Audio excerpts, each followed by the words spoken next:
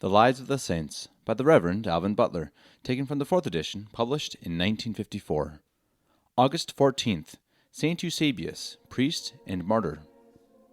In the reign of Diocletian and Maximian, before they had published any new edicts against the Christians, Eusebius, a holy priest, a man eminently endowed with the spirit of prayer and all apostolical virtues, suffered death for the faith, probably in Palestine.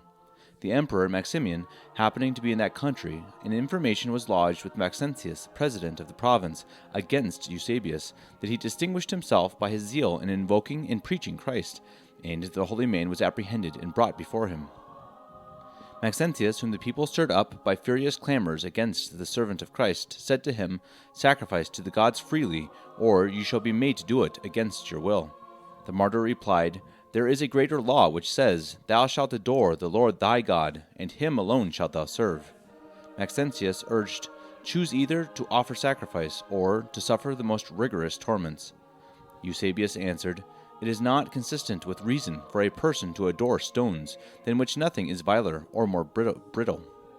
Maxentius replied, "These Christians are a hardened race of men, to whom it seems desirable rather to die than to live."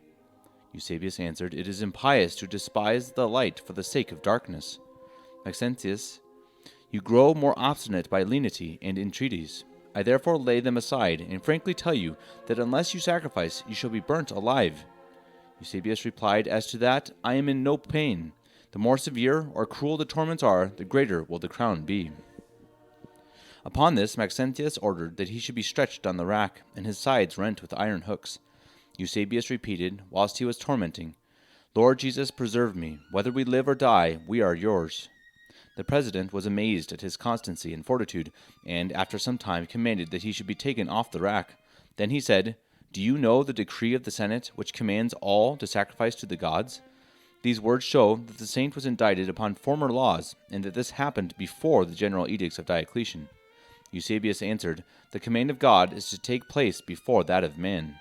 The judge, flushed with rage, commanded that he should be led to the fire, as if it were to be burnt alive.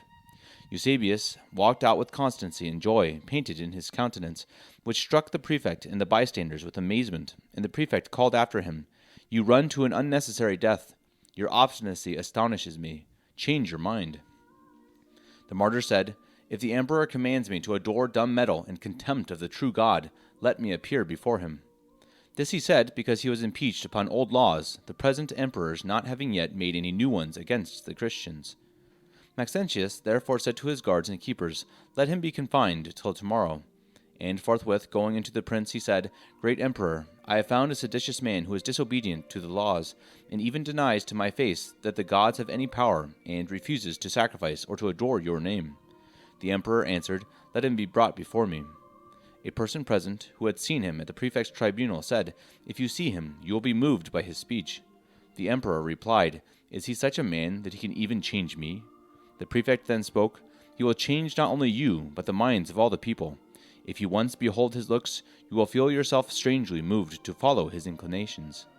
The emperor, however, ordered that he should be brought in. As he entered, everyone was struck in beholding the dazzling brightness which appeared in his countenance, the joy and the affecting composure, sweetness, and undaunted courage which shone in his looks and eye, and the gracefulness of his air and whole mien, which, in his venerable old age, seemed to breathe an air of virtue above what is human. The emperor fixed his eyes steadfastly upon him, as if he beheld in him something divine, and spoke thus, Old man, why are you come before me? Speak, and be not afraid." Seeing him still silent, he said, "Speak freely, answer my questions. I desire that you be saved." Eusebius answered, "If I hope to be saved by man, I can no longer expect salvation from God. If you excel in dignity and power, we are alike. Neither will I be afraid to repeat before you that I have already declared. I am a Christian, nor can I adore wood and stones, but I most readily obey the true God, whom I know, and whose goodness I have experienced." The emperor said to the president, What harm is it if this man adores the God of whom he speaks as above all others?" Maxentius made answer, "Be not deceived, most invincible emperor. He does not call what you imagine God, but I know not what Jesus, whom our nation or ancestors never knew."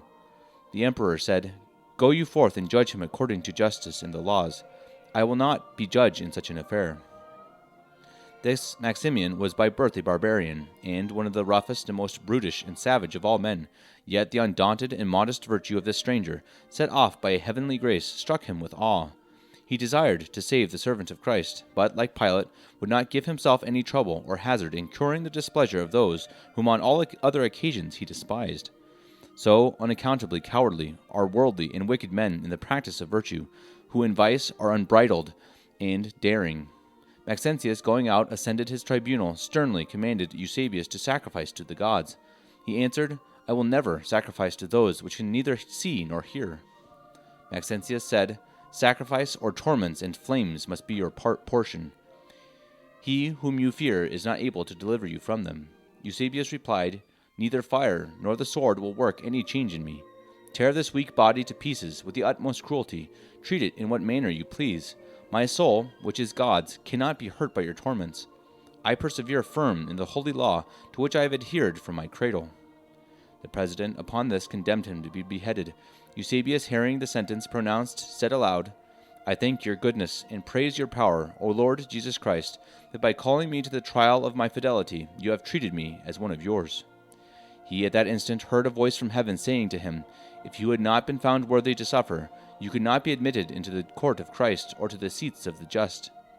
Being come to the place of execution, he knelt down, and his head was struck off. His soul flew to Christ, but Maxentius, afflicted with numberless pains, would not please Christ, and never was able to please the world, which he so much dreaded and courted. This is the martyr Eusebius, who is mentioned on this day in some ancient martyrologies, which bear the name of St. Jerome, and others which place his death in Palestine.